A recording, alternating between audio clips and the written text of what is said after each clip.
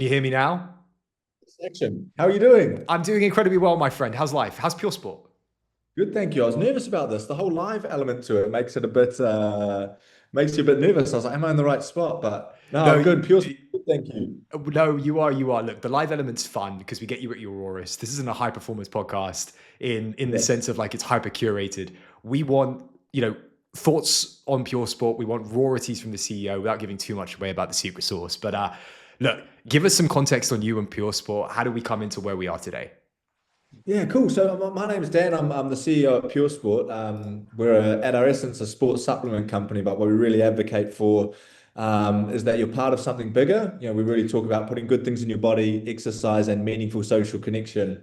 Prior to PureSport, I played just under 10 years of professional rugby, and I originally came from a small town in New Zealand called Rotorua. Throughout my childhood, I was absolutely obsessed about sport. I couldn't play enough sport, and I've always been fascinated, like how sport makes people feel, that intersection between exercise and endorphins and emotion, and that's meant that I've developed a deep obsession about pure sport and what we're doing. All right. Can you break down the core mission of Pure Sport? Like, what is it? Because for a longest time, right, I always thought you were a clothing brand, and it was the Yeah. coolest clothing brand on the planet because you always had these incredible fits. Whether it's the socks, whether it's the hats, whether it's the tanks, just got me wanting to just start running again. Mhm. Yeah, what we talk about is that we exist to break the quick fix mentality. Right. Um, and as a business, we really advocate for standing against the shortcuts and the gimmicks of the supplement industry, It's which it's sort for of the long run. yeah, plagued with. And yeah, and the big thing for us is we want to support people and meet people on their journey. And we really believe that living a life for the long run is the right way to live it. I think when we're younger, we lean into the quick fix mentality a lot more. We want stuff, we want it now, we're impatient. And as we get older, we actually realize like all those best things in life are those things we work towards, we show up every day for, we put the work in. And once we've reached a few of those goals, we sort of learn that actually those goals aren't the best bit about the journey. It's the showing up for yourself, the late nights, the getting the runs in when you thought you couldn't, all those sorts of things. So yeah, Pure Sports like foundational premise was always around that quick fix mentality. Hmm. Uh, and I think like you'll know, like the world is just obsessed with it at this moment in time with phones and the way that's gone, and things like Ozempic coming to fruition in the last 12 months. It's just going wild. And so at its core, Pure Sport has a range of sports supplements that really helps people on that journey. What we say about supplements is they are that. They're a Hmm. supplement to your lifestyle. If you exercise and you eat good food, then these things can help you. If you don't do those things, then go back to phase one because the supplements aren't what's going to be what's best for you. But within that, the supplements have really been that commercial vehicle to tell out to express our message. And we've been very big on bringing communities together. We're very big on like, can our content inspire people to take that first step on their exercise journey or get back into it and things like that. So for us, it's kind of like that, without being airy fairy, it's like, how do we create that ecosystem? Sports supplements are the backbone of that. And Hmm. then things like the apparel and other bits of the business. People wearing the apparel, it's like we talk about it's like a badge of honor. If Yep. you wear sport, you're like, hey, I rep that brand because I like Can the I lifestyle. ask, with the apparel, right? Do you look at it as like, oh, we've just got to make something people can wear, so it's almost like merch, or do you look at it as, no, this is actually what runners need, and so when you think about the materials that you're using, it's like it's better, it's on par with a Nike product, Yeah, no, we think about it like that. So our overall mission is to be the brand that supports people for everything that they need for before, during, and after exercise. right? And that support can come from wearing a hoodie after you go for a run, or that support could come from your creatine in the morning. So that's what we're really working towards. And when we first did the apparel, we were buying everything from Asia and China and things like that. And then last year we made a big decision to move everything to Portugal, and now our all of our stuff gets made in the same places as all the best brands that you'll think about. And that's for us because we quality is just like the foundational premise of our brand. One of our values is no shortcuts. That's Hmm. across supplements, that's across the way we show up ourselves, that's across our apparel, all those things. So yeah, when we want people, it's not we hate that word merch actually, because like you say, that's like what you get when you go to a expo day and someone gives you a free cap or Look, something like The Caps are doing well right now. They're doing yeah, really well yeah, online. Like yeah, everyone loves a cap. You look at my head. We're coming into winter. Like I need something to cover it. So like me and you, yeah, we need a bit of yeah. a pure sport hat this stream. Um, when we think about like your sport background, right? Is that is do you bring in the learnings? Do you bring in the mentality of someone that has had to perform on the highest level or one of the highest levels, and apply that to the context of how you run the business? And so, actually having someone with a background in high performance in Mhm. athletics is actually good for the company. Yeah, I think it's actually the only thing that I'm good at. Yeah, I think I spoke to people here in the team are like, what is Dan good at? They probably say he's not very good at like any commercial business stuff or whatever, but he just knows how to get us like all rowing in the same direction and like I let's feel just you. buy this together. It's that I Mamba think that mentality. sport is yeah, I think sport teaches you so many brilliant lessons about team first mentality. I think it's obviously really great for things like feedback, constructive criticism. And the reason I say the team first mentality is important is because in sport, there's no ego when it comes to the team, right? Hmm. Like if somebody gets injured, you'll go and play that position. If you have to do something like sit on the bench one week, but it's good for the team, like it's just part of the nature of it. Like, yes, we all get disappointed, but once we get past that, it's team first. Whereas in business, I don't think that happens. There's a lot of people who are in it for themselves. They won't Zero. go They and look do at it as like a something zero else. sum game when in reality it's not. They're trying to move up the ranks. But so if you adopt a true team first mentality in a business, I think that can really carry an organization. I think it's the Netflix founder, Ned, what's his name? Oh no, Reed Hoffman, is that his name? No, it's He really LinkedIn. yeah, he really talks about how it's not Mark Reynolds. I think it is Mark Reynolds. We'll look it up. and he talks about how like business isn't about family, it's about building a high performing sports team. And as soon as I heard that, that made so much sense to me. So we really talk about that in here, like we're building a high performing sports team, and I'm obsessed with the All Blacks, the New Zealand rugby team, and there's so many great things that they talk about: the sweep the change rooms mentality, the respect the jersey, no one's bigger than the team, all these sorts of things that we really try and carry in here. And it's something that I'm actually like deeply, passionate about. I just love, like, you look at the Ryder Cup 2 weeks ago, you look at the difference between those two teams. Like one was a team and one was a group of individuals, who still went on to play good golf. Why do you see it as a group of individuals? Because I saw a team. It's just a different dynamic of a team. It's when it sort of felt a little bit like, you know, USA basketball, Yeah. like the dream team. It felt like golf's version of that. Yeah, I just think like all those little moments like throughout the week, the warming up, the walking the course together, the way that Luke Donald is interacting with the players and that calmness around him. Uh, I just think that the European team felt much more like a team, whereas I Hmm. do, even when you panned across the US team, watching the onwards from the players, I just didn't feel like it had that connection to it. Um, and yeah, I mean, obviously they played amazing golf on the Sunday, right? Like they almost pulled back an incredible comeback. But I think like if I looked at those two things, I thought that was a really interesting, dynamic of what I thought looked like a great team, and then one that was maybe more individuals. Out of them, out of all of those golfers, who do you look at and go, that's a pure sport ambassador? Oh, that's a great question.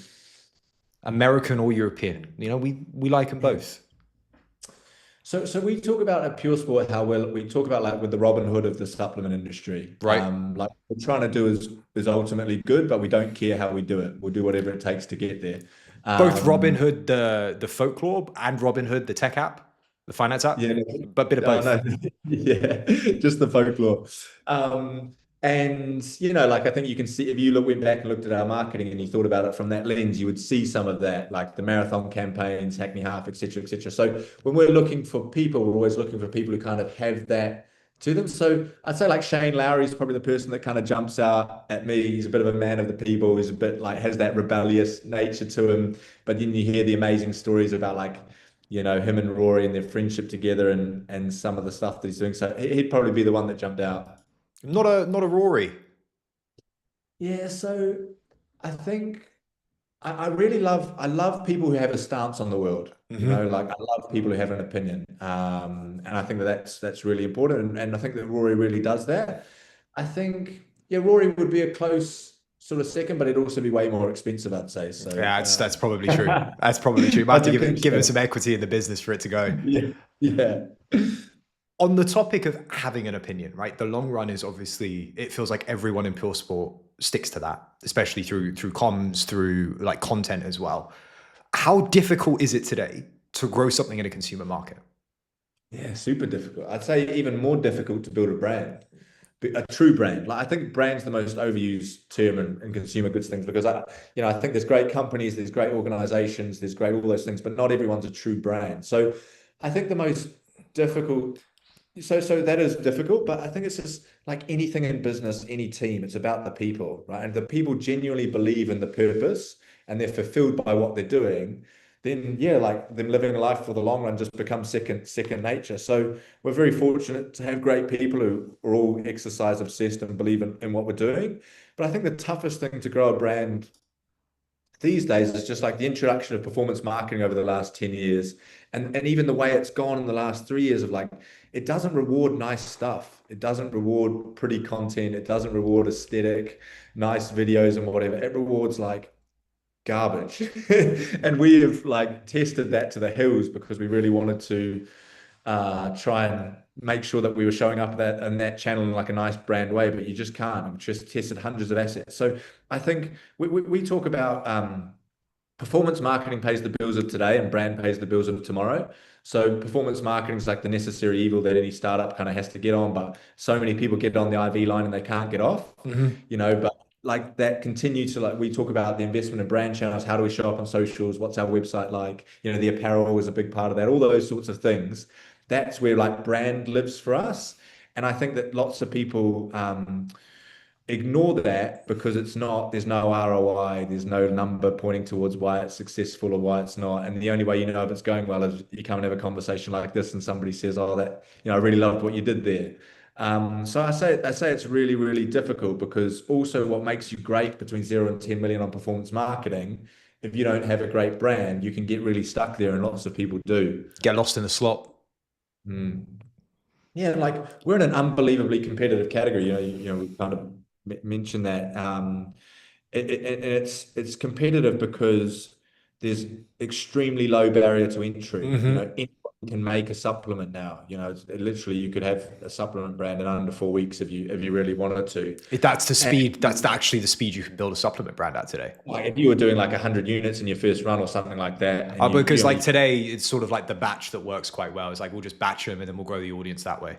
and there's so many white label brands now who just like they'll just buy one. Are Pure Sports white label, or do you actually go and tweak the formulas to make sure you're Yeah, actually gearing up yeah, for like performance? so something like creatine, for example, like Hmm. creatine's creatine.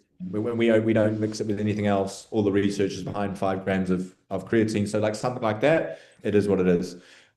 We make sure that we source the best quality. We make sure that we do the best testing. We use the best manufacturers. So there's no shortcuts there. And that's where there's a USP for us on that. On other stuff like our magnesium, our electrolytes, no, those sorts of things. Those are things that we develop. We have an amazing scientific Dr. Sam, who helps us with all those formulations. So that's where we really like drive innovation there. But at the same time, the ingredients are on the back of the pack. So true product innovation in supplements, and that's true innovation. That's not just somebody trademarking something and saying it was true innovation. It's actually very rare. So Right. it's like, what is the moat that you Oh, can because build there's around? nowhere to hide because you can't hide the innovation, right? Oh, I see.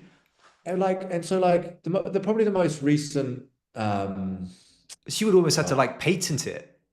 yeah, exactly. Yeah. You'd have to like patent something if you could. Like, and but so what people do is it's a bit of it's a bit of a naughty thing to do, but they'll like trademark a word. Let's just make a word up. I don't know, gate gel or something like that. And underneath that word, there will be a number of ingredients that sit within it, but they would call that their like proprietary gate gel, thing or something like that. So that's something that's a bit naughty in the supplement industry that people do. But I think for us, it's like great quality, science-backed, clean, effective products is just like our foundation. And our moat above that is like, how do people feel about our brand?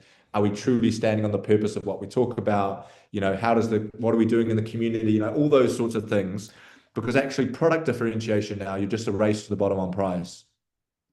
When we think about community today, like we've been having a lot of conversations. I say like in life, I do anyway, but also on the stream today. It's like we had Max from 11 Labs talking about their offsite and like getting people all in one place. They've never had 300 of the team all in one place.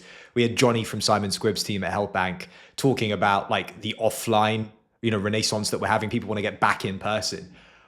For Pure Sport and for the high performance team that we're building there, how important is that community? Do you see it as like it's just another pillar that we have to build for?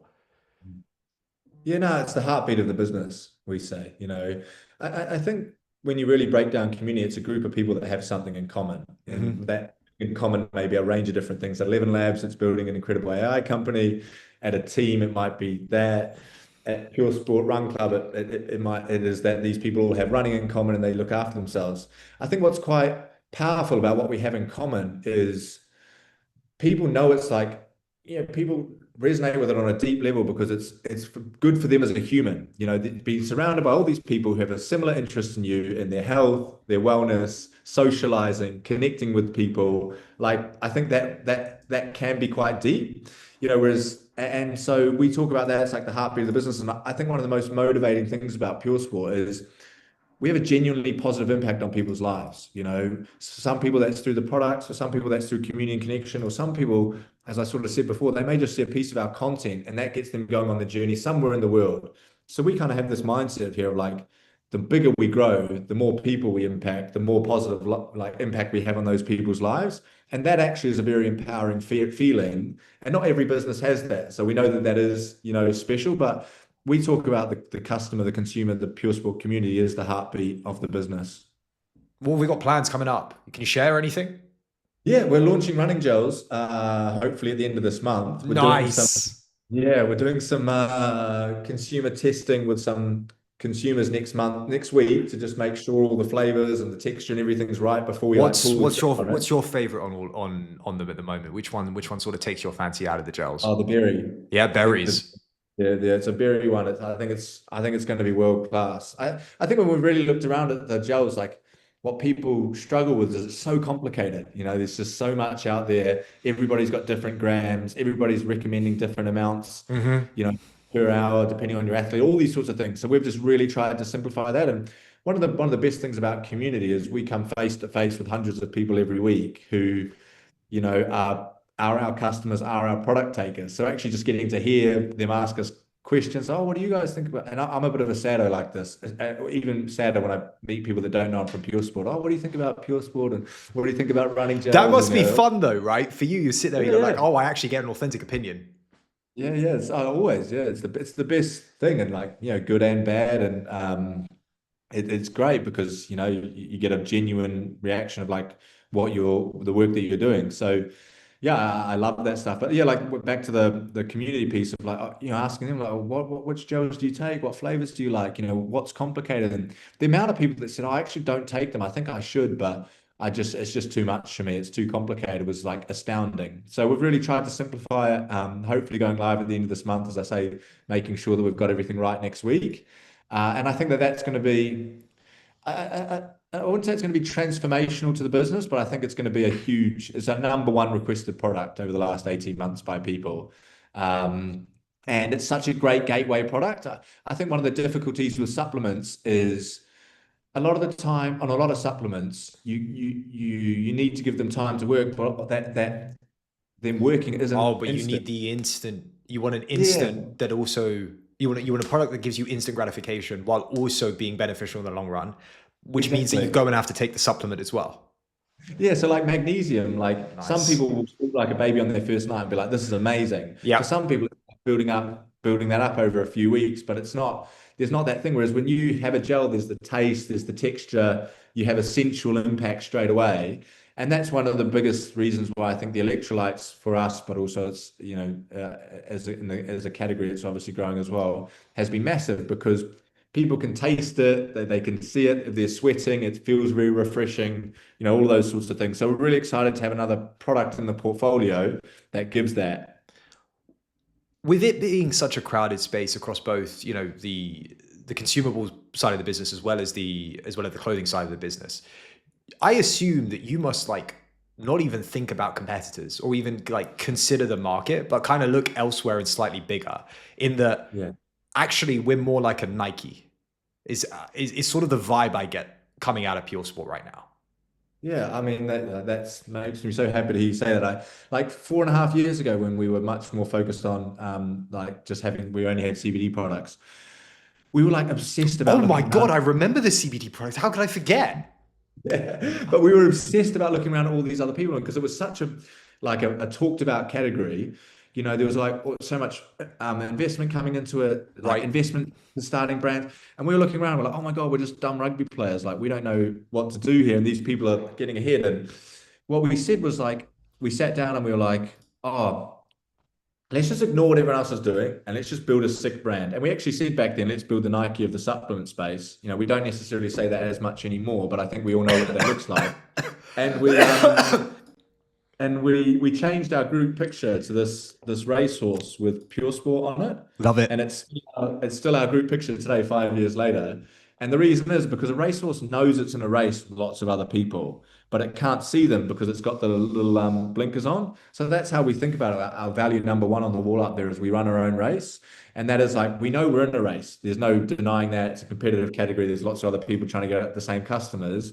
But the reality is, it's such a big market that's also due to double over the next 10 years. Like there is so much market share for us to go at that's new to the category, even if we ignore the people who already have it, the MyProteins, the bulks, etc. So yeah, that's what we really focus on. And I think if you look around the category, I think there's other people doing good jobs and things like that, but no one's really driving an emotional connection to their brand. That's not just like surface level, oh, I like the marketing. It's like a deep connection to the brand. And if you look at all the others, the Nikes, the Apples, the L'Oreals, the Coca-Colas, like there is that emotional connection to those brands, and they've been the biggest winners in history.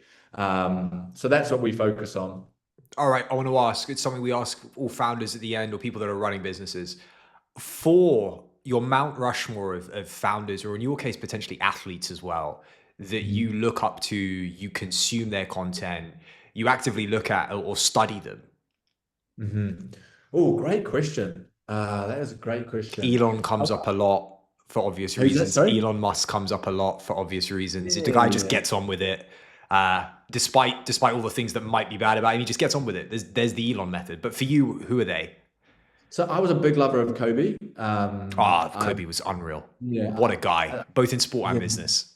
yeah. I think his quote, "I don't negotiate with myself," just like Hmm. landed so much. I think about that all the time now, and you know, we all get that little demon on our shoulder sometimes, saying like, "Oh, this is maybe it's raining outside. Don't do this or whatever." But I love that saying, "I don't negotiate with myself," and I try and adopt that.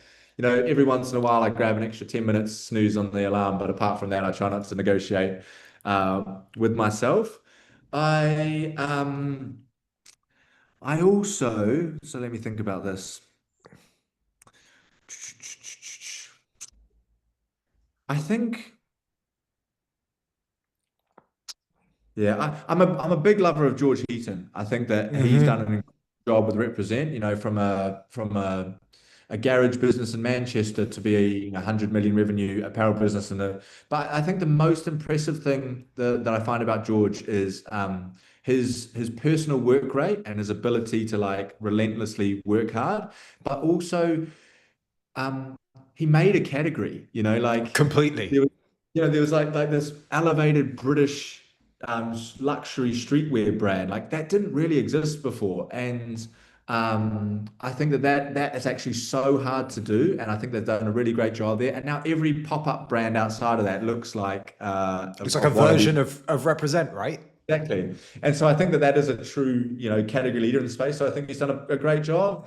Yeah, I love Phil Knight, Nike. our our WhatsApp group's called Oil and Salt Dogs, and it's basically a play on shoe dogs, because yeah we we just love that book and we get people to read it when they start here and stuff. And then the last one for me, I'd say was like a real growing up one. Richie McCaw, the All Blacks captain. He was Right. captain there for a long time. He's like the most. He's one of the most, arguably like one of the best if not the best rugby players of all time. But what I really value about him is like his leadership qualities. I think to be a really great leader, the three qualities I try and hang my hat on is number one, consistency. That's both consistency in your performance, but also your consistency in how you show up. You know, you can't have leaders in a business who they're up here and then they're down here and then they're up here and then they're down here. Like they put everybody on edge. But also somebody like, no matter the weight of what they're carrying from external pressure, board pressure, sales pressure, whatever, they don't let that pressure go down to the team in a negative way. They absorb it and they pass it down in a good way. I think vulnerability is unbelievably important. And I think that Richie, over his time as the All Blacks captain, you know, there was times in his career he was the most hated man in New Zealand, you know, Really? because where New Zealand weren't getting wins or Mm. whatever. Like, actually, that's a very tough job in New Zealand. It's similar to football here. It's, you know, it's like religion. And I also like the third one I sort of hang my hat on, which I think that he was just such a big, you know, shining light for is like that resilience and that ability to like show up, you know, no matter what and take stuff head on. He played in the All Blacks for over a decade, winning two World Cups, having been kicked out of two World Cups pretty badly, to come back and then to win two and then to sign off on that. I think it's great. And in a startup, you know, the whole business is on fire most of the time. And actually, sometimes it feels like you're swimming upstream with a bag of bricks on your back. But that's just something you got to do to try and make things work. Love it. Daniel, look, this has been an absolute pleasure. Thanks so much for jumping on the live stream. We're gonna have to do this again. I need some pure sport merch, man. Like, Yeah, sorry, yeah. let me rephrase that. Pure sport clothes, Oh, apparel. yeah, yeah, yeah. Let's do it. I'll fire some up. But thank you so much for having me on. It's been a pleasure. And yeah, I'm happy to jump on anytime. Looking forward to doing it again. Thanks so much. See you soon.